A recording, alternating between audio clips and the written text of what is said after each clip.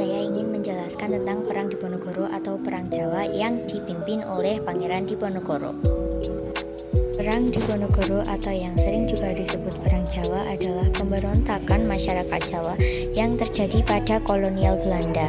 Perang ini dipimpin oleh Pangeran Diponegoro dan berlangsung selama 5 tahun, yaitu dari tahun 1825 sampai dengan 1830. Perang ini merupakan perang terbesar bagi masa kepemimpinan Hindia Belanda karena perang ini membuat kas Belanda kosong dan juga kehilangan ribuan serdadu Eropa. Perang ini menewaskan lebih dari 200.000 orang baik militer maupun sipil. Perang ini juga merupakan perang paling berdarah dalam sejarah Hindia Belanda. A. Latar belakang Perang Diponegoro. Pada tahun 1822, Kesultanan Yogyakarta dikuasai oleh Residen Yogyakarta Hendrik Semisal.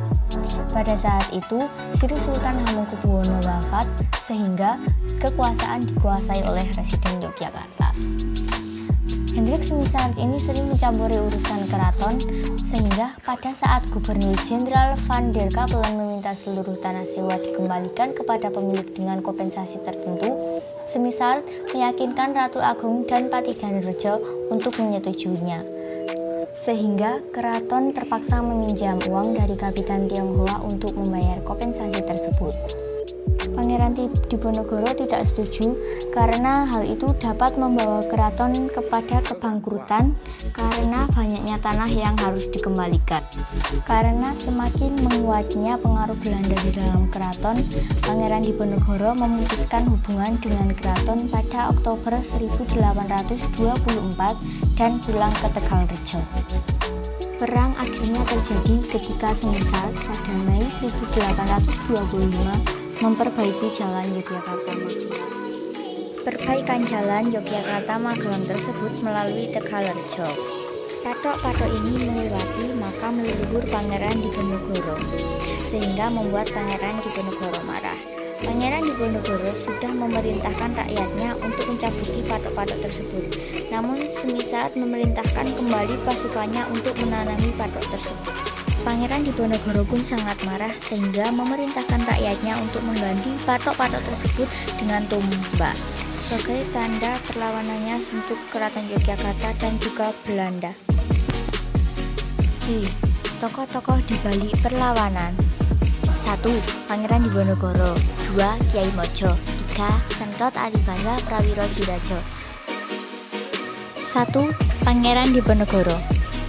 Alasan Pangeran Diponegoro memutuskan hubungannya dengan kerajaan yaitu karena pihak Belanda yang terus mencampuri urusan dalam keraton dan juga kebijakan-kebijakan Belanda yang membuat para petani sengsara dan juga membawa keraton ke dalam kebangkrutan.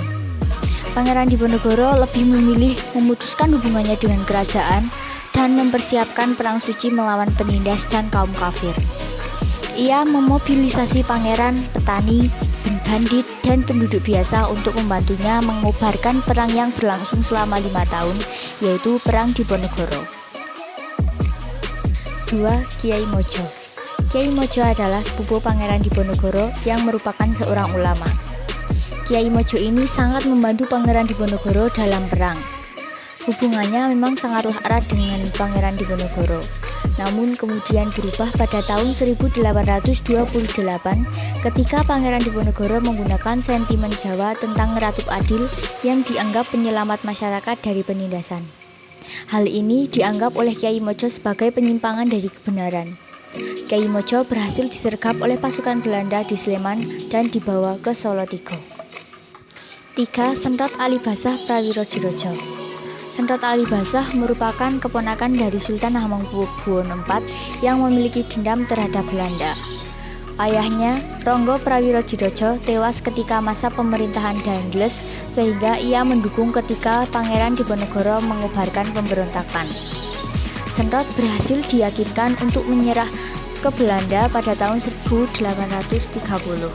Ia kemudian dikirim untuk mengalahkan Tuanku Imam Bonjol dalam Perang Padri.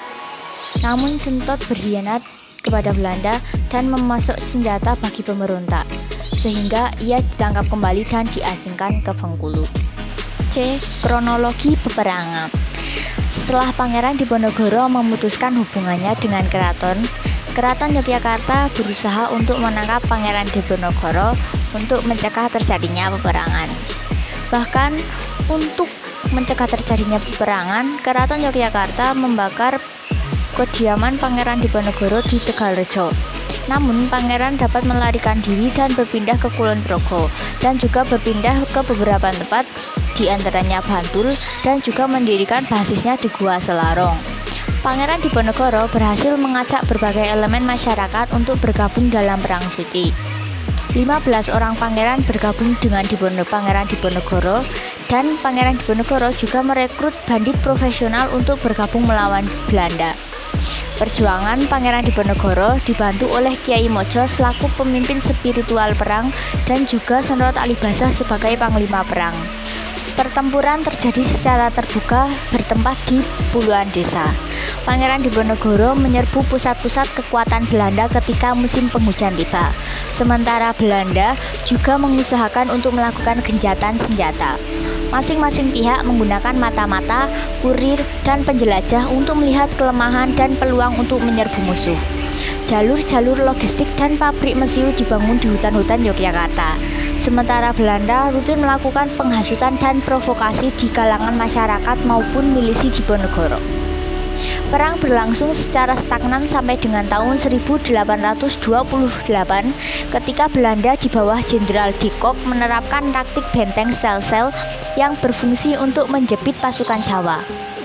Kiai Mojo berhasil ditangkap pada tahun 1828, menyusul pada tahun 1829 Pangeran Mangkubumi, dan Senrot Alibasa menyerah kepada Belanda pada Maret 1830. Pangeran Diponegoro yang terjepit di Magelang kemudian menyerah pada Belanda dengan catatan anggota-anggota laskarnya dilepaskan seluruhnya. D.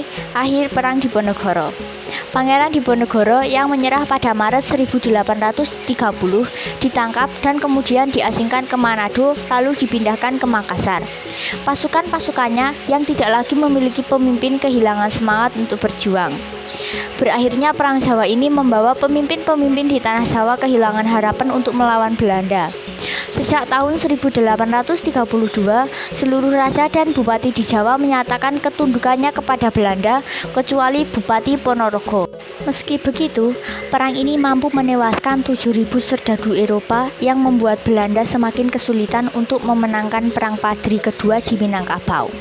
Setelah perang berakhir, populasi Yogyakarta menyusut separuhnya, sementara keturunan Pangeran Diponegoro diusir dari keraton.